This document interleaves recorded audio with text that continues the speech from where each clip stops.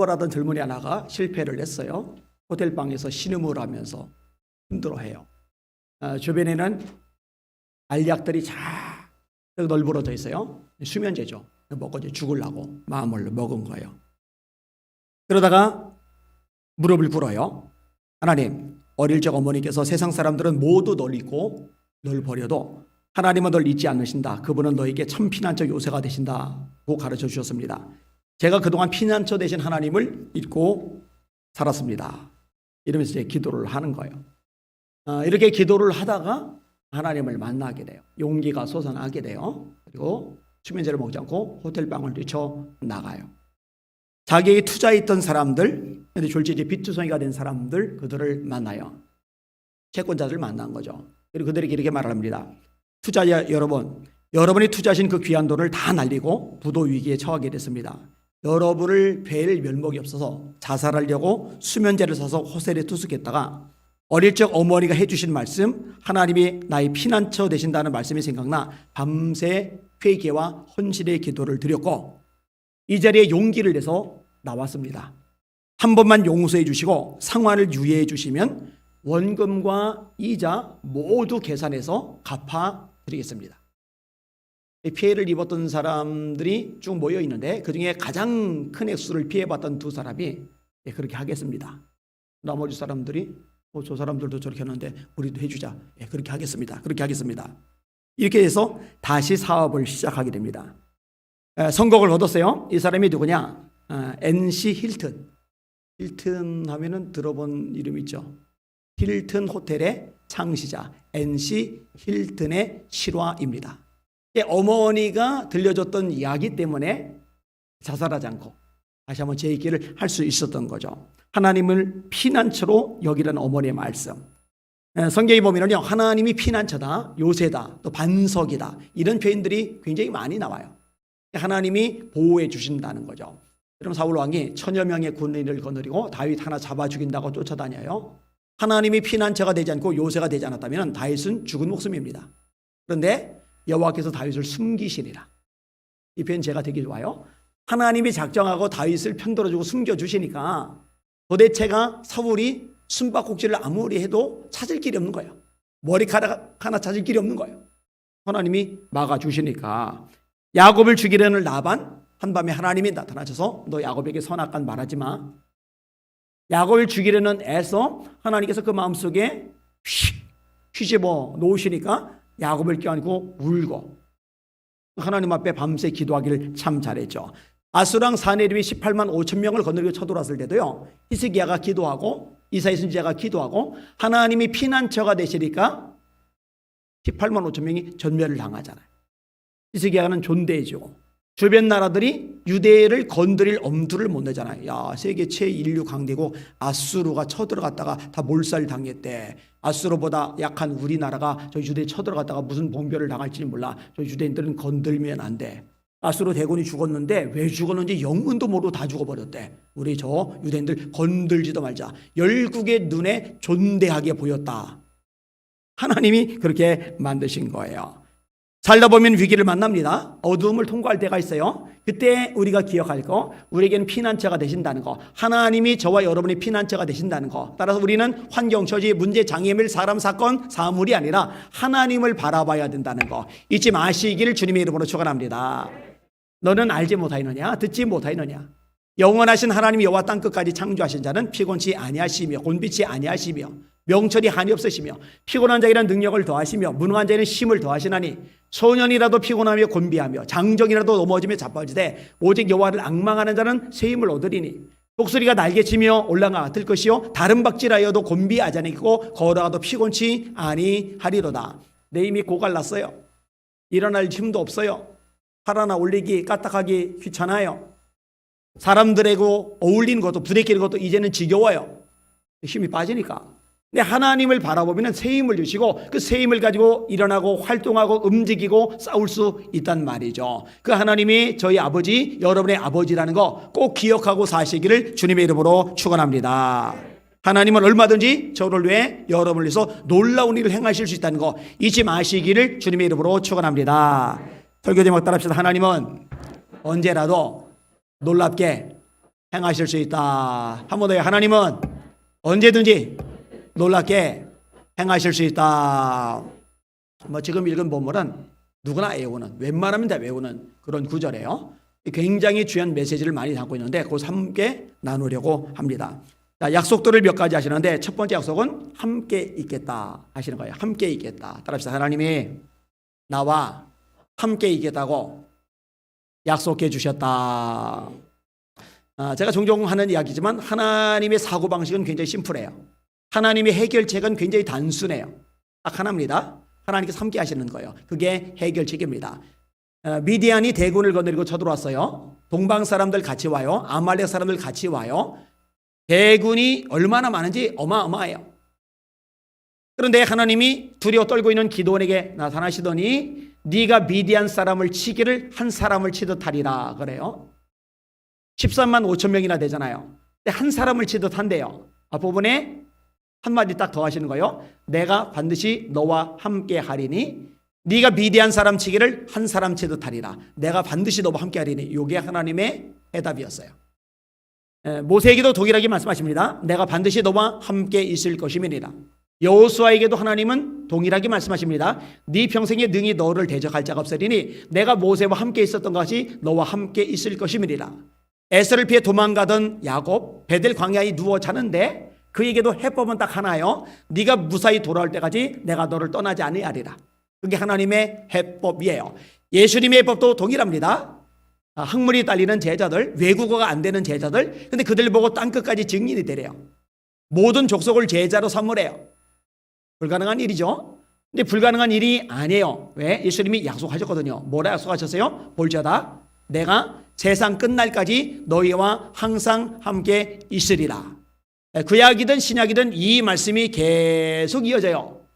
보혜사 아버지께서 내 이름으로 보내실 성령, 그가 내가 너에게 말한 모든 것을 생각나게 하시고 너희와 영원토록 함께 있으리라 말씀하셨잖아요. 성령님께서 저와 여러분과 함께 하신다는 거 잊지 마시기를 주님의 이름으로 축원합니다. 이렇게 함께 하시는데, 함께 하신다고 약속하시는데 더 중요한 게 하나 있어요. 그게 뭐냐? 함께 하신다고 약속하신 이 말씀을 믿음으로 받아들여야 한다는 거예요. 함께 하신다는 약속을 하신 하나님은 그 약속을 어기지 아니하시고 신실하기 때문에 그 약속을 지키셔서 함께 하셔요. 근데 문제는 뭐냐? 하나님의 백성들이 함께 하시는 하나님이 계심에도 불구하고 하나님께서 함께 하심을 망각하고 혼자라고 생각하는 게 문제가 되는 거죠. 그게 늪속에 빠져드는 요인이에요. 수렁 속에 빠져드는 요인, 낙심하고 절망하고 풀이 주고 우울해지는 요인이에요. 나 혼자뿐이야. 내 곁에 아무도 없어. 나 혼자뿐이야. 하나님이 함께 하시는데. 그러니까요, 하나님께서 함께 하신다는 거 이것만 망각하지 않아도요, 어지간한 시험, 환난, 문제는요 다 뚫고 나갈 수가 있어요. 다윗이 뭐라고 고백을 합니까? 잊지 않는 거죠.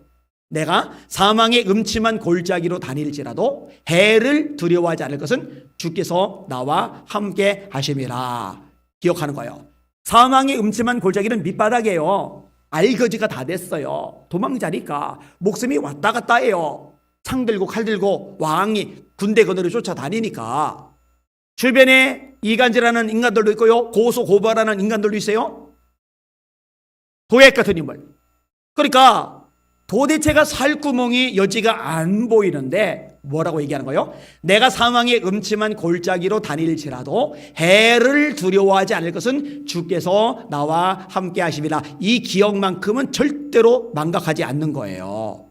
그러니까 다윗이 안 무너지는 거죠. 예레미야도 동일합니다. 그러나 여호와는 두려운 용사 같으시며 나와 함께 하시는 고로 나를 박해하는 자가 나를 이기지 못할 것이오며 그들은 지혜롭게 행치 못함으로 치욕을 당하오리니 그 치욕은 길이 잊지 못할 것이리다. 지금 예레미야 한 명을 제외하고요, 친척들도 등 돌렸어요. 친구들도 등 돌렸어요. 나라 전체가 등 돌렸어요. 왕이 등 돌렸어요. 이러면은 절망과 좌절이 빠질 만한데 뭐라고 말해요? 여호와가 두려운 용사시오. 나와 함께 하셔. 나를 대적하는 자들이 나 못 이겨. 이렇게 얘기를 하는 거예요. 뭘 기억하고 있는 거예요? 하나님 나랑 함께 하시지. 이걸 놓지 않고 기억하고 있는 거예요. 여러분, 이런 믿음 여러분도 가질 수 있기를 주님의 이름으로 축원합니다. 그러면은 두려워하지 않게 되는 거예요. 두려워하지 말라. 내가 너와 함께 함이리라. 함께 하신다는 약속. 자, 두 번째로 어떤 약속을 하고 계셔요? 오늘 본문에서 따라합시다. 내가 내 하나님이 되겠다. 한번 더요. 내가 너희 하나님이 되겠다. 하나님이 내 하나님이 되신다는 얘기는 내가 하나님의 백성이 된다는 얘기예요. 이 두 가지 용어는요, 왔다 갔다 쓰입니다. 다시요. 하나님이 나의 하나님이 되신다는 얘기는 내가 하나님의 백성이 된다는 이야기예요. 레위기 11장 45절, 나는 너희의 하나님이 되려고 너희를 애굽에서 인도해낸 여호와라. 내가 거룩하니 너희도 거룩하라. 왜 출애굽시켰다고요? 너희들이 하나님이 되려고 출애굽시킨 거야. 그러니까 하나님이 원하시는 건요, 그냥 우리들이 하나님이 되시는 거예요. 우리들이 하나님이 우리들이 하나님이 되시는 거고, 우리들이 하나님의 백성이 되는 거예요. 출애굽기 20장입니다. 나는 너를 애굽 땅 종되었던 집에서 인도하여 낸 내 하나님 여호와니라. 다른 사람들이 하나님이 아니라 내 하나님, 여러분의 하나님이시라는 거죠. 베드로서 2장에 이렇게 말씀하죠. 너희는 택하신 족속이요, 왕 같은 제사장들이요, 거룩한 나라요, 그의 소유된 백성이니. 하나님의 소유된 백성, 하나님이 우리의 하나님이 되신다는 거예요. 우리들이 하나님의 백성이 된 거예요. 그의 소유된 백성이니 이는 너희를 어두운 데서 불러내어 그의 귀한 빛에 들어가게 하신 자의 아름다운 덕을 선전하게 하려 하심이니라. 자, 하나님이 내 하나님이다. 내가 하나님의 백성이다. 그러면 이거는 두 가지 의미를 지니는데, 첫째로 하나님이 나의 주인이시기 때문에 내 삶을 책임져 주신다는 의미가 있는 거예요. 그죠? 내 고양이, 내 강아지, 내가 밥 줘요. 병들면 내가 병원에 데려가요. 간식도 내가 줘요. 하나님이 내 아버지, 하나님이 내 하나님이시라면 하나님이 나의 모든 것을 책임져 주시는 거죠. 자, 거꾸로 말해서 하나님이 내 하나님이고 내가 하나님의 백성이라면 이제 저와 여러분의 삶의 목표가 하나님 한 분이어야 된다는 거예요. 이거 명확하게 주시길 바랍니다. 너희는 먹든지 마시든지 무엇을 하든지 다 하나님의 영광을 위하여 하라. 우리가 살아도 주를 위하여 살고 죽어도 주를 위하여 죽나니 사나 죽으나 우리가 주의 것이로다. 누가 주께 먼저 드려 갚으심을 받겠느냐. 이는 만물이 그에게서 나오고 그로 말미암고 그에게로 돌아갑니다. 영광이 세세에 그에게 있으리로다. 하나님 그분께 영광을 돌리는 거죠. 예수님이 말씀하세요. 너희는 목숨을 위해서 무엇을 먹을까, 무엇을 마실까, 몸을 위해서 무엇을 입을까 염려하지 말아라. 이는 다 이방 사람들이 구하는 것이요 너희 하늘 아버지께서는 너희에게 있을 것을 다 아시느니라. 너희는 먼저 그의 나라와 그의 의를 구하라. 그러면 이 모든 것을 너희에게 더하시리라. 하나님이 우리의 하나님이고 우리가 그분의 백성이기 때문에 하나님은 우리의 것을 책임져 주시고 우리는 하나님의 나라를 먼저 구해야 된다는 거예요. 이 두 가지 공식이 반복이 되는 거예요. 하나님은 우리를 책임져 주시고 우리는 하나님이 우리 삶의 목표, 하나님께 영광 돌리는 게 우리 삶의 최고의 가치가 되어야 되는 거죠. 이게 뚜렷해 주시기를 주님의 이름으로 축원합니다. 생각보다 한국계 교인들 이게 명확하지 않아요. 여전히 내가 내 인생의 주인입니다. 여전히 감정의 종로로 탑니다. 감정 한번 뒤틀려 봐요. 하나님이고 뭐고 없어요. 교회 공동체고 뭐고 없어요. 픽하고 멋대로 말 내뱉고 멋대로 행동합니다. 자기가 주인이니까 그게 가능하지, 하나님이 내 인생의 주인이면 내 멋대로 못합니다. 어디 종 따위가 멋대로 합니까? 주님 결제 바꿔서 해야지. 여러분 뚜렷해지셔야 돼요. 하나님이 여러분의 하나님이고 여러분은 주님의 백성이십니다. 그리고 이렇게 하나님이 책임져 주시고 함께 하신다면 하나님 인하여서 어떤 환경, 처지, 문제, 장애물을 만나도 놀라지 않는 여러분들 되시기를 주님의 이름으로 축원합니다. 그래서 놀라지 말라, 나는 네 하나님이 됨이니라, 이렇게 말씀하시는 거예요.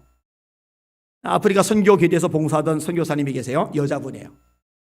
그런데 몸이 정말 자기가 봐도 위독한 거예요. 정상이 아닌 거예요. 너무 아프고 심각해요. 곧 죽을 것만 같아요.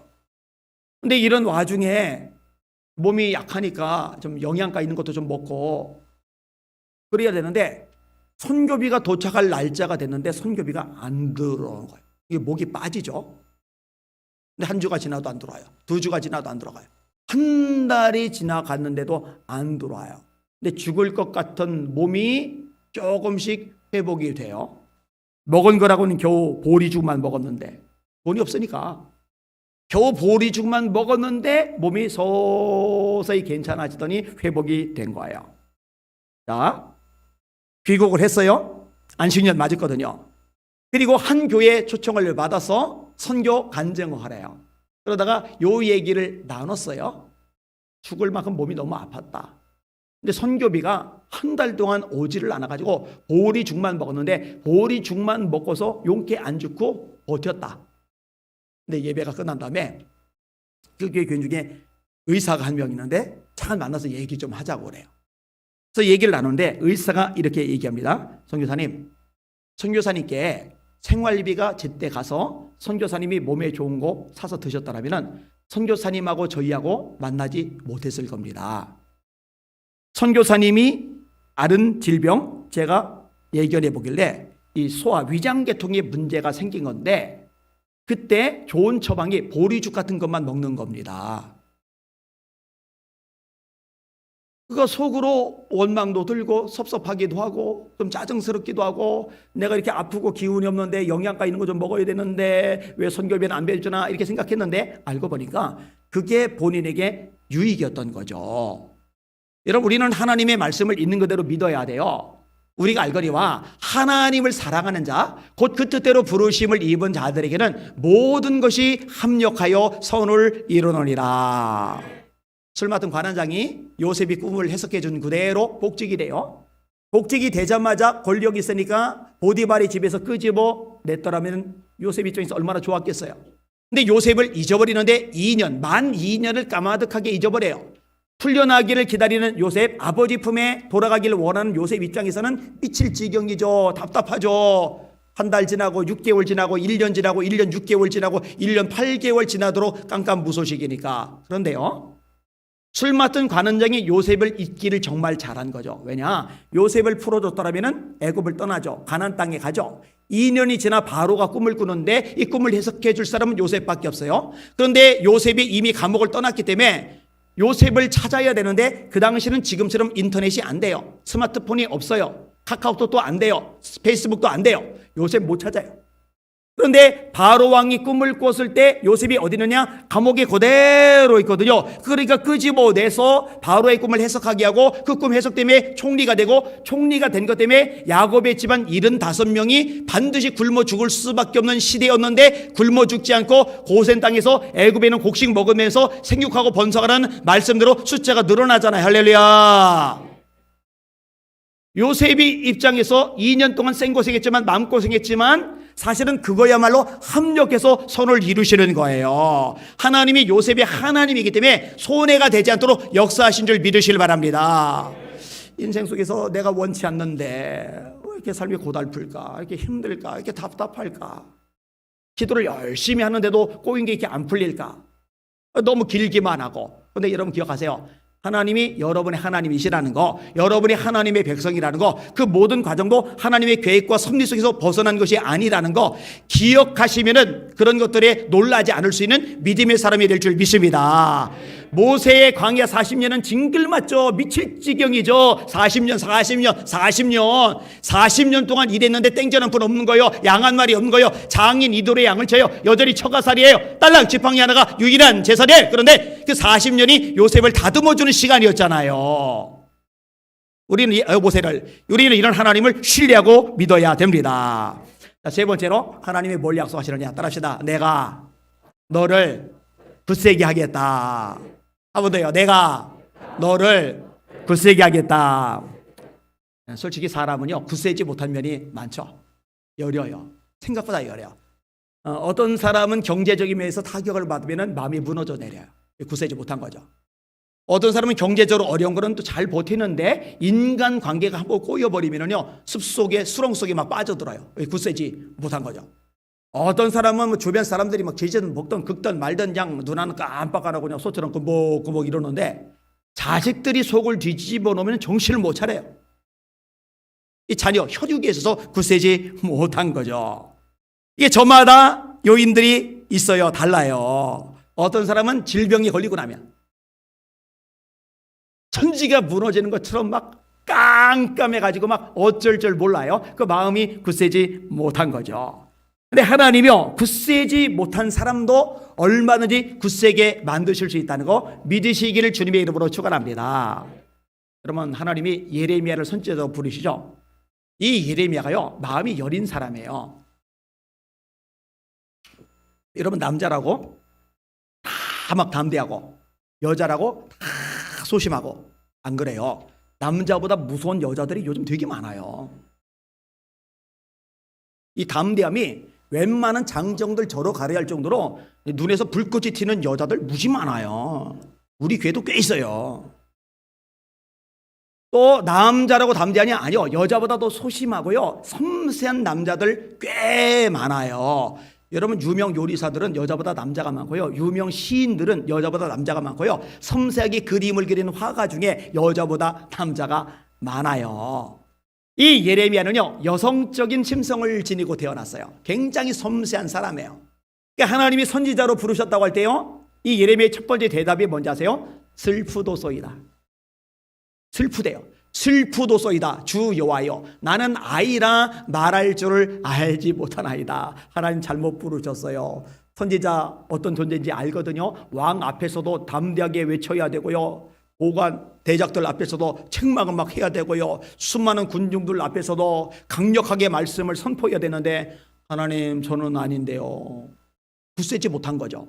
근데 하나님이 이렇게 말하세요.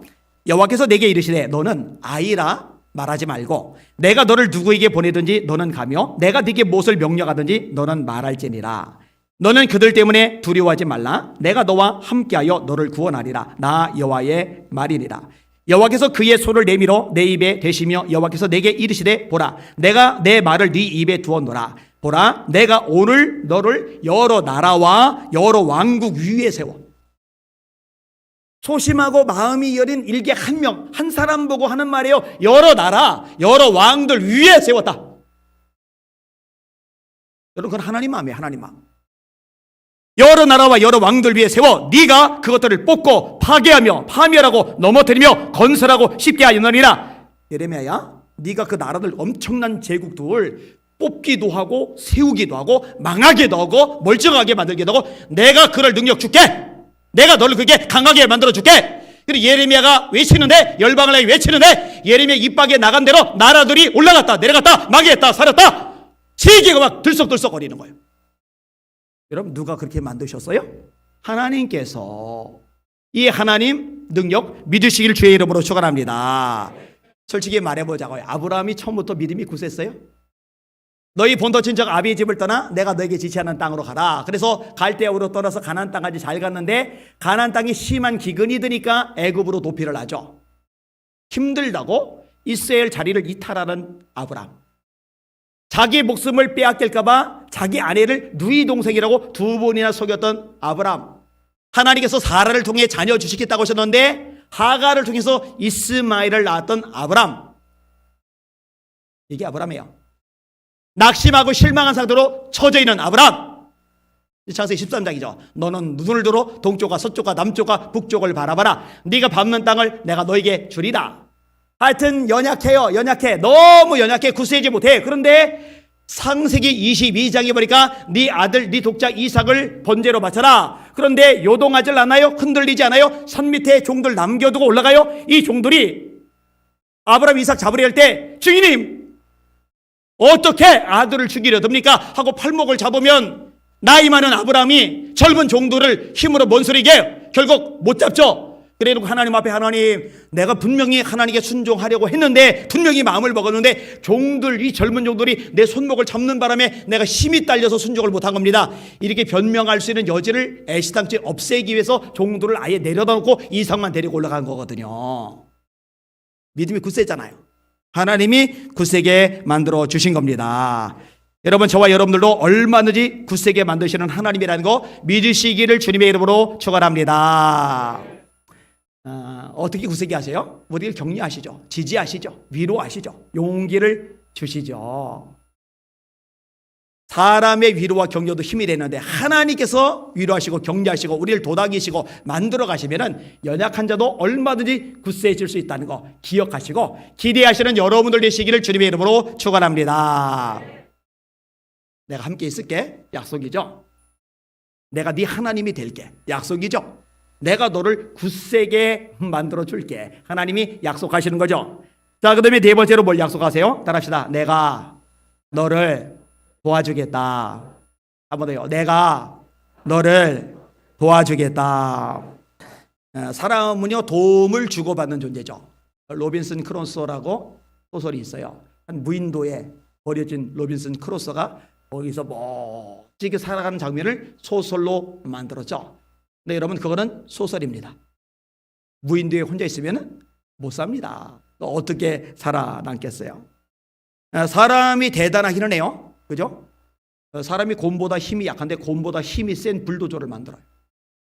사람이 치타보다 속도가 느린데 치타보다 빠른 스포츠카를 만들어내요. 사람이 독수리보다 날지 못하는데 독수리보다 더 빠르게 더 높이 나르는 비행기, 제트기를 만들어내요. 물속을 다니는 잠수함을 만들어내요. 어마어마한 규모의 항공모함을 만들어내요. 사람 진짜 대단해요. 정말 대단해요. 근데 여러분, 사람이 태어날 때 보세요. 이 대단한 사람이 태어날 때 동물만 못합니다.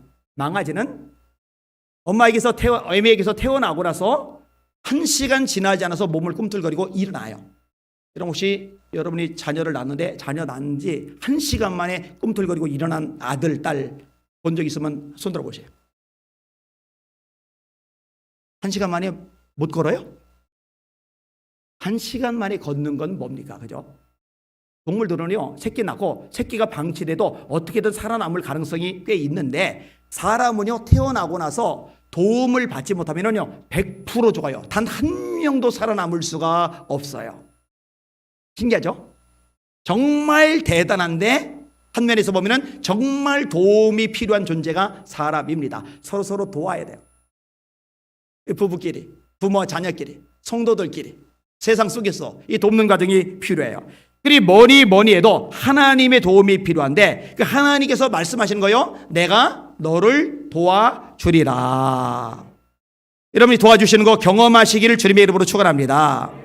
사실 사람과 사람 사이에서 도움이 필요한데 이 사람과 사람 사이의 도움도 내게 주어질 수 있도록 역사하시는 분이 누구냐? 하나님이신 거죠. 여러분, 다윗이 대단한데 다윗에게 30명의 용사가 있는 거 아시죠? 이 30명의 용사가 대단합니다. 그들이 다윗에게 도움이 되었기 때문에 다윗이 위대한 왕으로 일을 할 수가 있었던 거예요. 이런 모세가 혼자서 일 못하죠. 아론과 훌이 양팔을 받들어 주니까 해가 지도록 팔이 내려오지 않고 대승리를 거두고 여호와 니시, 여호와는 나의 깃발이라는 하나님의 이름이 나오는 거죠. 모세 혼자였더라면 결국 팔 나가 떨어집니다. 이스라엘을 패배합니다. 돕는 자가 필요한 거예요. 바울도 마찬가지예요. 예수님을 만났는데 교인들이 바울을 설설설설 피해요. 겁먹고 근처 오지도 않아요. 인정 안 해요. 의심의 눈초리로 봐요. 이때 바나바가 다리 역할을 해서 사람들에게 소개를 해주고 안디옥에서 사역하도록 목회기를 열어줘요. 후에 누가 같은 사람이 바울의 건강을 책임져주고 디모데 같은 사람이 잘 따르고 섬기며 보살펴주고 디도 같은 인물이 동역자로 역할을 잘 내주고 신라 같은 인물이 함께 여행을 다니면서 사역을 해줘요. 그런데 여러분 아세요? 다윗에게 사람이 붙도록 도와주신 분이 하나님이시고 모세에게 아론을 붙여주신 분이 하나님이시고 바울에게 여러 동역자를 붙여주신 분이 또한 하나님이시라는 거죠. 결국 이 도와주심의 근원적인 대상은 하나님 그분에게 초점이 맞춰진다는 거 잊지 마시기를 주님의 이름으로 축원합니다. 이 하나님의 도우심, 이게 필요한 거예요. 여러분, 세상에서 뭘 하든지 간에 이 도우심을 기억하면서 누리시면서 간증하시면서 살아가시는 여러분들 되시기를 주님의 이름으로 축원합니다. 어떤 분이 있는데 목사님의 아들로 태어났어요. 그런데 이분도 아까 말한 히틀처럼 사업에 뛰어들어다가 실패한 거예요. 완전히 망해버린 거예요. 뭐 솔직히 사업이 쉬운 게 아니거든요. 망하는 것은 흔한 일이거든요. 흔한 일. 어쩌다 성공한 사람이 튀고 언론에서 조명이 되니까 그렇게 많은 것 같이 사실은 천에 한 명 성공할까요? 극히 드물죠. 쉬운 일이 아니죠. 너무 재정난이 심하니까 이 채권자들이 괴롭히니까 시달리다 못해 자살 생각까지 먹어요. 어느 날 좌절한 그에게 찬송 소리가 들립니다. 무거운 몸을 끌고 맥없이 찾아갔는데 건물 한 구덩이에서 소수의 사람들이 모여서 찬양을 불러요. 근데 그 찬양 소리가 가슴에 막 부딪혀 오는 거예요. 이게 꽤 유명한 찬양입니다.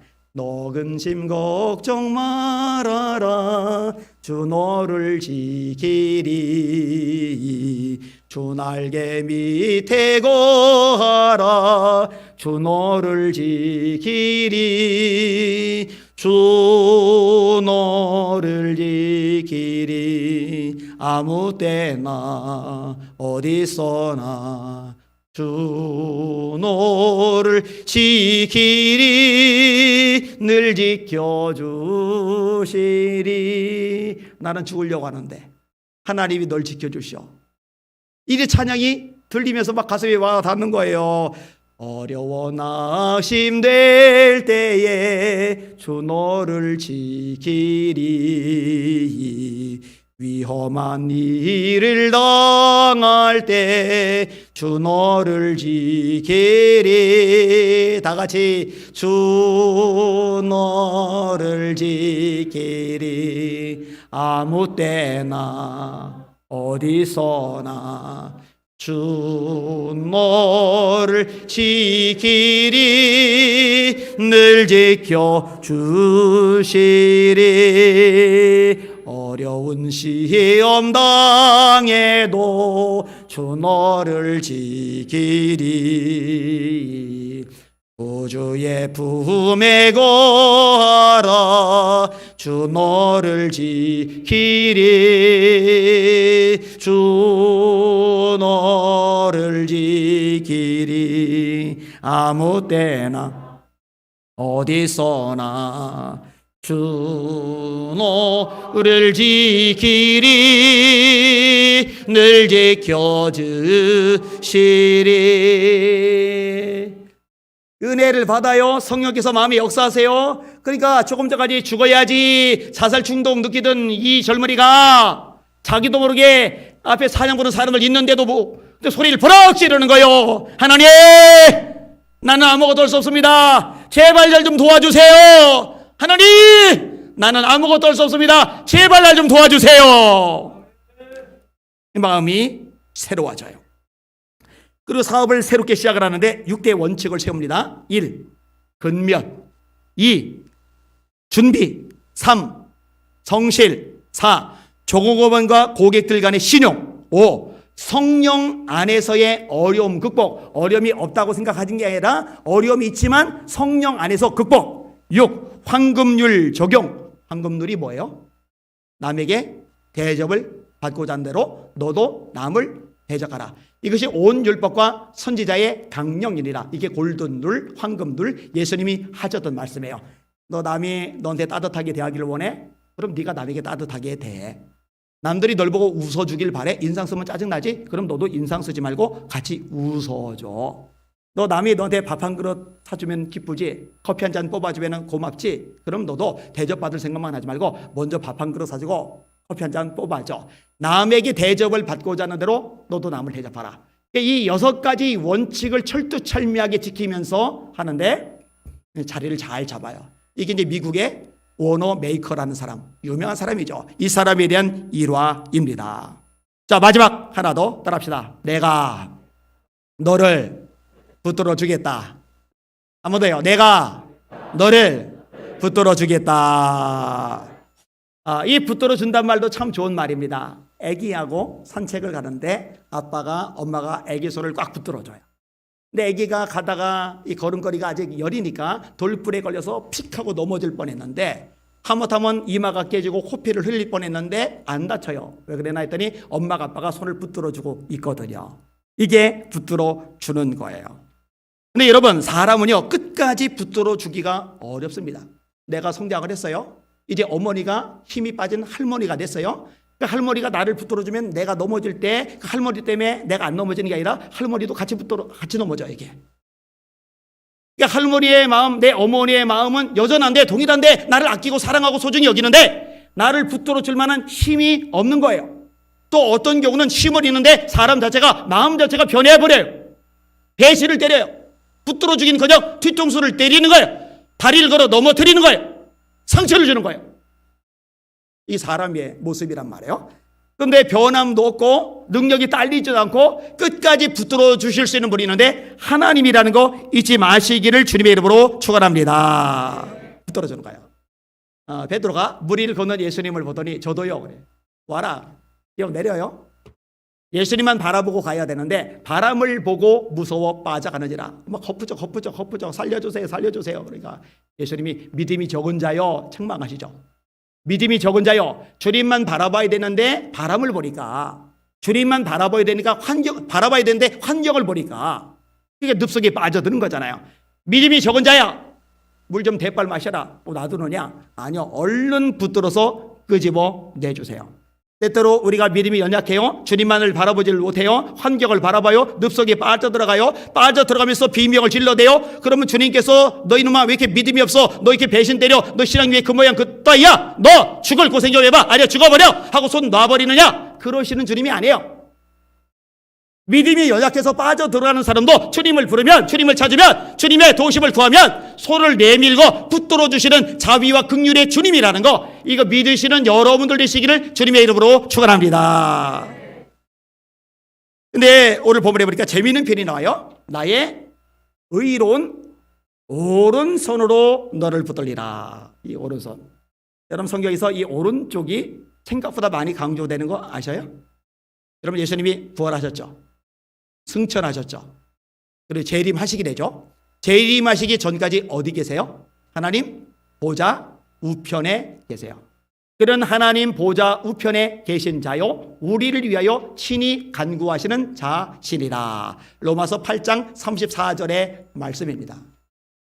마태복음 25장에 세 가지 비유가 있어요. 첫 번째가 열처녀의 비유, 두 번째가 달란트의 비유, 세 번째가 양과 염소의 비유. 그래서 왼편에는 염소들에게 말해요. 마귀와 그 사자들을 위해서 예비된 영원한 불에 들어가라, 지옥에 떨어져라, 그 얘기죠. 오른편에는 양들에게 말해요. 나와 너희를 위해서 예비된 영원한 나라를 상속하라.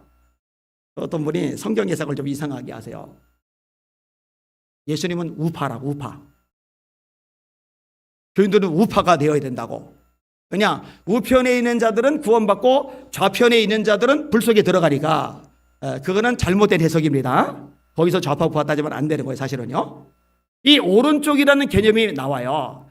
내가 산을 향하여 눈을 들리라. 나의 도움이 어디서 올까? 나의 도움이 천지를 주신 여호와에게서로다. 여호와께서 내 오른쪽에서 내 그늘이 되시나니 낮에 해가 너를 상하게 하지 아니하며 밤의 달도 너를 해치지 아니하리로다. 야곱이 이제 병이 걸렸어요. 늙었어요. 오늘 내일이에요. 요셉이 므낫세와 에브라임 두 아들을 데리고 와요. 그런데 오른손을 큰 아들 므낫세에게 얹고 왼손을 작은 아들 에브라임에게 얹어야 되는데 엇갈려서 오른손을 동생에게 얹어요. 요셉이 불편해요. 아버지, 므낫세가 형이거든요. 그에게 오른손을 얹어주세요. 그런데 야곱이 고집을 펴요. 나도 안다. 그런데 큰 자가 어린 자를 섬기게 될 거야. 동생이 더 강해질 거야. 제가 천국 가면 물어볼 질문 중에 하나라고 전에 얘기를 했었어요. 야곱이 본인이 동생이라 20년 생고생을 했는데 그 상처가 반영돼서 동생을 더 축복해 줬는지 몰라요. 제가 야곱 할아버지한테 천국 가면 여쭤볼 거예요. 근데 이 오른손을 얹었던 에브라임은 강성한 지파가 되고 왼손을 얹었던 므낫세는 이 에브라임 지파에 완전히 눌려버려요. 이게 이제 오른손의 의미예요. 오른쪽의 의미예요. 제가 이제 일부만 이용했는데 성경이 꽤 많이 나타나요. 하나님께서 나의 의로운 오른손으로 너를 붙들리라 라는 얘기는 하나님의 완전하고 절대적이고 한치도 오리가 없이 능력 있는 손으로 우리를 붙잡아 주신다는 약속의 말씀이라는 거 믿으시기를 주님의 이름으로 축원합니다. 넘어지지 않게 붙들어 주시고 넘어졌더라도 일으켜 주시도록 붙들어 주시고 모든 난관, 시련, 아픔, 탄식, 절망, 실패 다 뚫고 나가도록 붙들어 주시는 하나님이라는 거, 이거 믿으시기를 주님의 이름으로 축원합니다. 자, 5가지. 내가 너와 함께 있겠다. 내가 네 하나님이 되겠다. 내가 너를 굳세게 해주겠다. 내가 너를 도와주겠다. 내가 의로운 오른손으로 너를 붙들겠다. 그리고 하나님은 쉰소리 안 하세요. 부도수표 남발하지 않으세요. 하나님은 약속하신 말씀을 그대로 이루시거든요. 얼마든지 우리를 일으켜 세우고 놀랍게 위대하게 새롭게 출발하도록 역사하실 수 있는 전능의 하나님이라는 거 믿고서 승리하시는 여러분들 되시기를 예수님의 이름으로 축원합니다. 마지막 따라합시다. 하나님은 언제든지 놀랍게 행하실 수 있다. 너무 문제가 크고 너무 오랫동안 문제가 지속되었고 그런 거에 매이지 마시고 하나님이 어떤 분인지를 기억하면서 그 하나님의 손 안에 여러분의 놓여 있음을 잊지 않고 승리하실 수 있기를 주님의 이름으로 축원합니다. 하나님 감사합니다. 영안을 활짝 열어 주시옵소서. 예수님 명한다. 영안들이 열려질지어다. 영안들이 열릴지어다.